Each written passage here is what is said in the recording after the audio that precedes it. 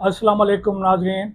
परवान डिजिटल के प्रोग्राम खबरों से आगे में मैं हूं अला बख्श राठौड़ और आज हम बात करेंगे सिंध की पोस्ट बजट के हवाले से। और पोस्ट बजट में जो प्रेस कॉन्फ्रेंस किए वज़ीर आला सिंध ने, उसमें कई बातें जो है जो बजट दस्तावेज़ में ज़ाहिर नहीं हुई थी वो अब ज़ाहिर हो चुकी हैं। तो इस हवाले से ये जो 3,525 अरब रुपए का बजट है उसमें काफ़ी चीज़ें वाज़ेह हो के सामने आ गई हैं।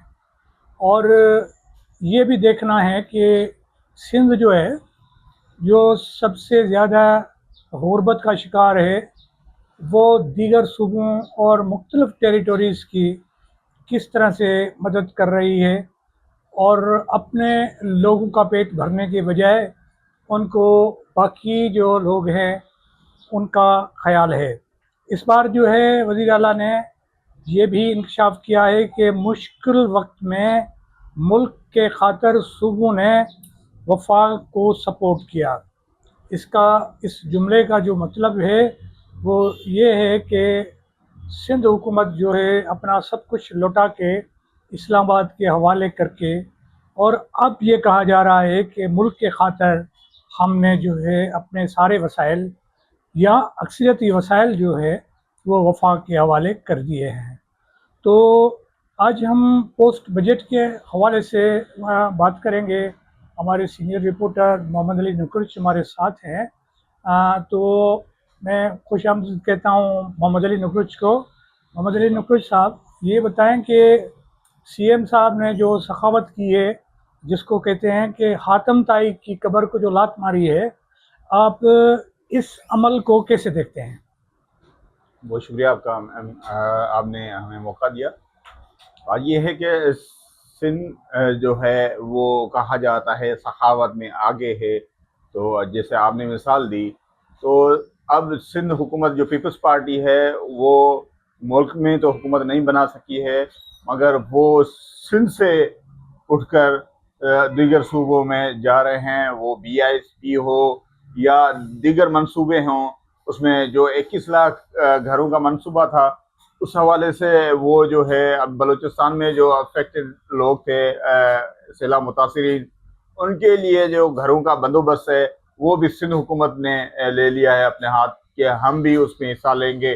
कि उसमें उसके लिए भी इन्होंने बजट रखी है, अरबों रुपए बजट रखी है।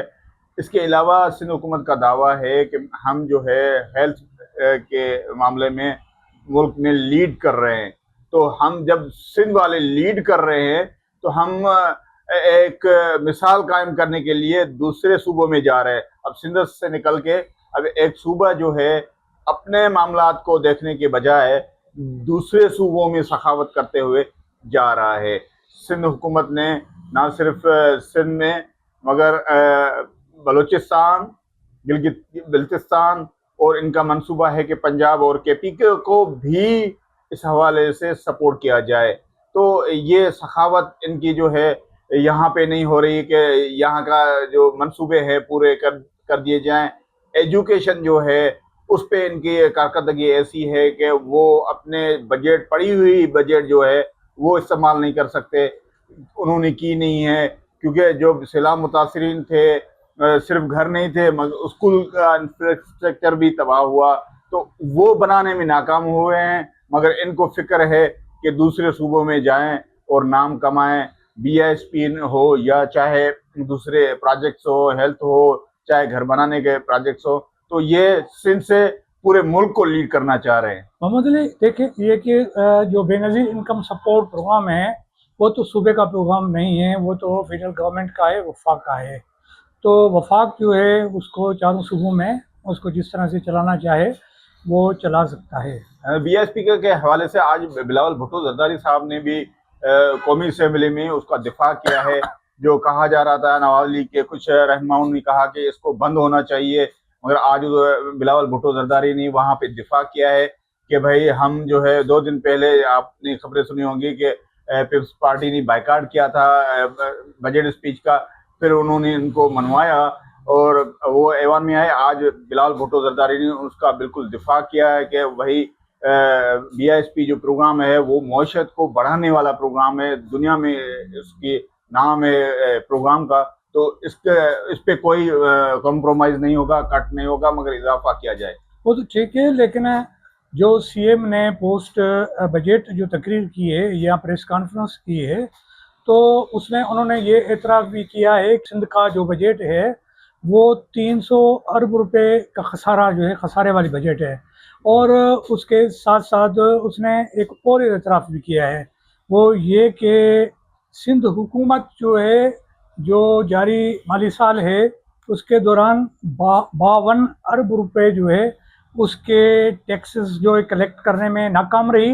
اور ساتھ میں سب سے بڑا جو ہے وہ اعتراف بھی جو ہے انہوں نے کیا ہے. تو اس حوالے سے اس نے کہا ہے کہ 441 ارب روپے جو ہے وہ وفاق میں جو آخری جو 3 مہینے کی جو ان کو ملتی ہے, امداد ملتی ہے یا رقم ملتی ہے, وہ بھی وفاق نے ادا نہیں کی ہے. تو کیا اس کے باوجود بھی سخاوت بنتی ہے؟ آپ کا سوال جائز ہے, کیونکہ سندھ کو سب سے پہلے سندھ ہونا چاہیے, سب سے پہلے اپنی عوام ہونی چاہیے.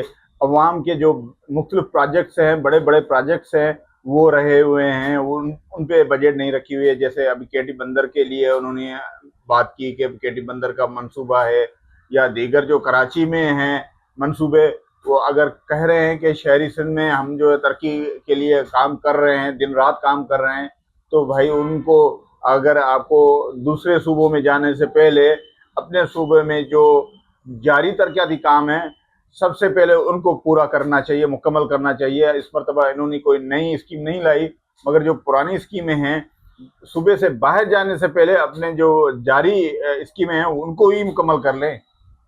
اچھا, یہ جو وزیر اعلیٰ نے کہا کہ ہم نے قومی مفاد کے خاطر, ملک کے خاطر جو ہے وفاق کے ساتھ تعاون کیا ہے, لیکن یہ نہیں بتایا کہ کتنا تعاون کیا ہے. یعنی اپنے جیب سے تو نہیں دیا ہوگا, سندھ بجٹ سے جو ہے یا سندھ کے وسائل سے جو ہے وفاق کو کتنا حصہ دیا گیا ہے, اس کے بارے میں سندھ حکومت نے سندھ کے عوام کو اندھیرے میں رکھا.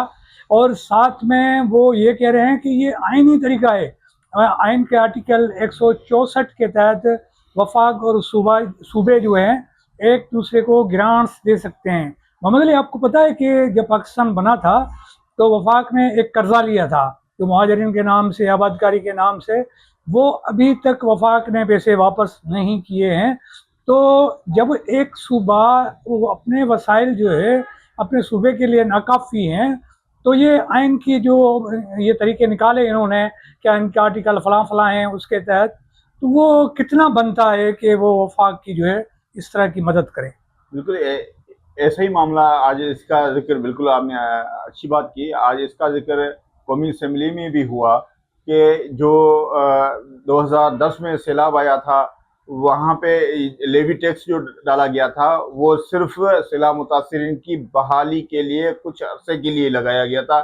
یہ ایک فارمولے کے تحت نکالا گیا تھا, مگر صرف وہ اس حوالے سے ہی نکالا گیا تھا, مگر اس کو امپلیمنٹ مسلسل کرتے رہے. وہ آج تک یہ استعمال ہو رہا ہے کہ اب سیلاب متاثرین وہ بحال بھی ہو گئے, سارا معاملہ ختم بھی ہو گیا, مگر عوام پھر بھی وہی لیوی جو ٹیکس ہے وہ وفاق کلیکٹ کر رہا ہے, اور وہ صوبوں میں بھی نہیں جا رہا ہے, اور وہ جو ہے وفاقی استعمال کر رہا ہے.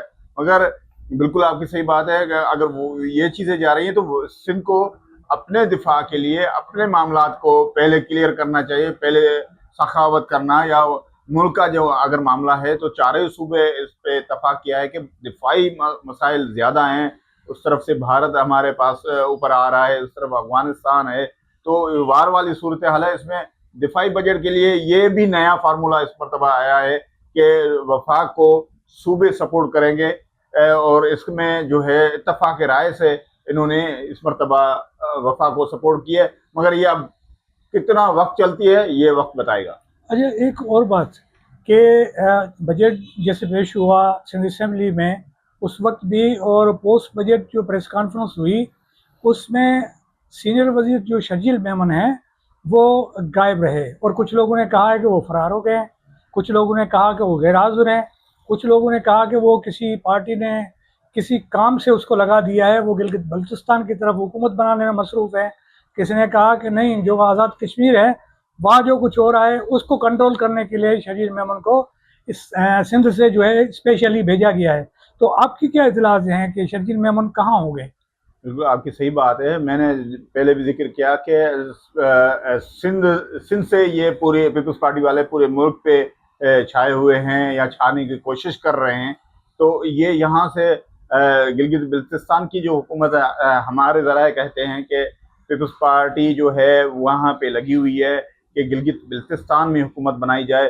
तो मेरे ज़राए कहते हैं कि पीपल्स पार्टी ने शरजील इनाम मेमन जो सीनियर वज़ीर है सिंध का, उस पर जिम्मेदारी सौंपी गई है कि वो गिलगित बिल्तिस्तान में जो है आज़ाद उम्मीदवारान हैं या दूसरी पार्टीज़ हैं उनको मिलाएं, उनको मिला के नवाज लीग से अलग भी हुकूमत बना सकते हैं। इस तरह के मामला बना रहे हैं ये पीपल्स पार्टी वाले, गेम चेंजर्स जो कहते हैं। इस हवाले से भी उनकी कोशिशें जारी हैं। इंगेज किया हुआ है, नवाज लीग को भी इंगेज किया हुआ है कि हम इत्तेहादी हैं, हम मिलके करेंगे। मगर जो आप देख रहे हैं बजट के हवाले से सिचुएशन हुई है और नवाज लीग और पीपल्स पार्टी में टसल चल रहा है, क्योंकि ऊपर से आज़ाद कश्मीर की भी इलेक्शन आ रही है, इसके बाद आम इलेक्शंस भी आ रहे हैं। तो थोड़ा ब्रेकअप हो रहा है दोनों पार्टियों में। अब देखते हैं कि वो क्या होता है। मगर शरजील मेमन जो है अहम टास्क पे निकला हुआ है। मोहम्मद अली, आपका बहुत बहुत शुक्रिया कि आपने हमें इंसाइट जो है वो फराहम किया। तो नाज़रीन, आप ये देख सकते हैं कि सूबे की जो सूरत हाल है, माली सूरत हाल है, वो इंतहाई दगरगोर है, ख़राब सूरत हाल है, माशी सूरत हाल। और उसके बावजूद भी सिंध हुकूमत जो है सिंध और मुल्क के मफाद के खातर जो है वो सिंध को कुर्बानी का बकरा बना रहे हैं। और साथ में ये तासुर दिया जा रहा है कि हम वफाकी पार्टी हैं, तो इसलिए जो है हम अपना घर जो है लुटा के जो कुछ करना होगा वो ज़रूर करेंगे। तो हम एक और प्रोग्राम में जो है बाकी मामलात पे बातचीत करेंगे। और मुझे दीजिए इजाज़त। अल्लाह हाफ़िज़।